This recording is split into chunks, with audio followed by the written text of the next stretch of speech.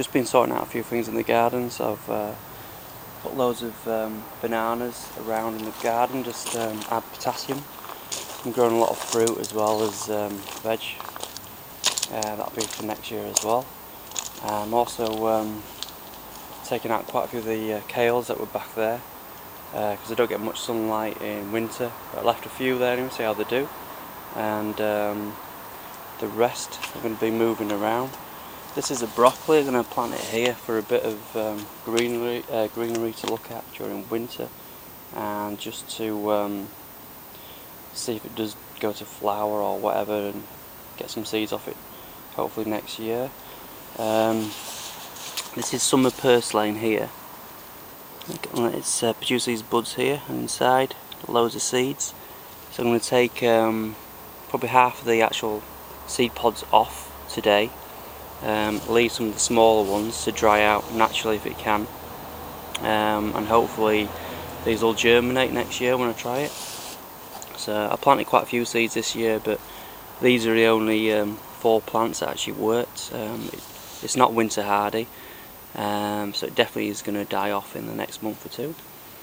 So seeds are really good to get for that. This is the winter purslane, so I'm going to try that out, see if that's successful over winter. But yeah, so I get loads of seeds off that, put nutrients into the garden, and planting up the kales at the moment. That big box that I got yesterday for £1, I fixed it all up with the duct tape. It's down there, filled it up with the soil from the front garden.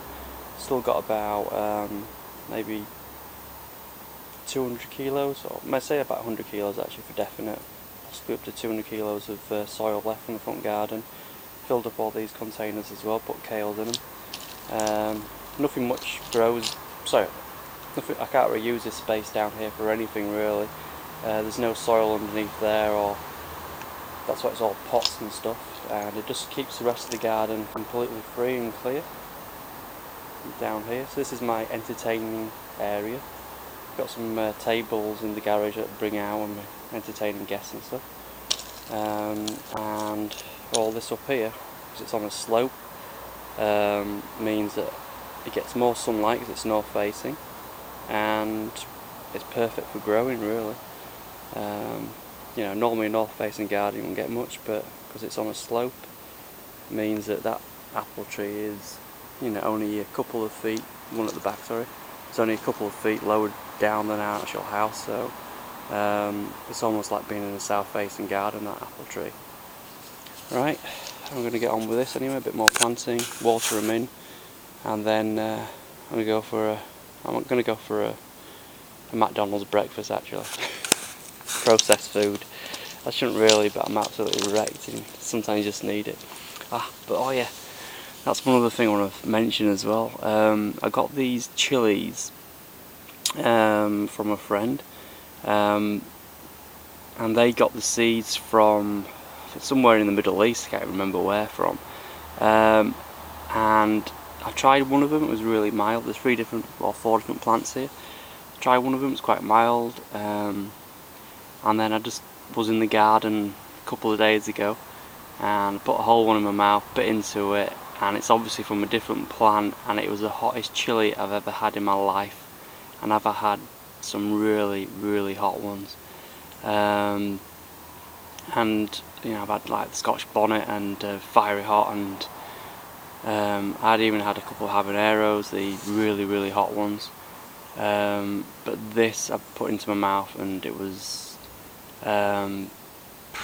jeez, I just I couldn't breathe. That lasted for about 5 minutes. I don't know which one it is, but I'm going to be a damn sight more careful next time, because one of these plants for definite is the hottest I've ever had. But there's loads of chilies on this, and what I'm going to do is harvest loads, pickle quite a few up, and then the rest I'm just going to leave on the actual plant. I would love to protect this plant somehow. I might put it into that corner actually, and just cover it with some polythene bags and just see if I can just keep it going a little bit through winter, even just for another month or so, because the chilies on it are amazing. You know, talking about one chilli to heat up a whole curry or something, so it's you know, there's probably about 60 curries worth here. Alright, I'll take care of them, and bye.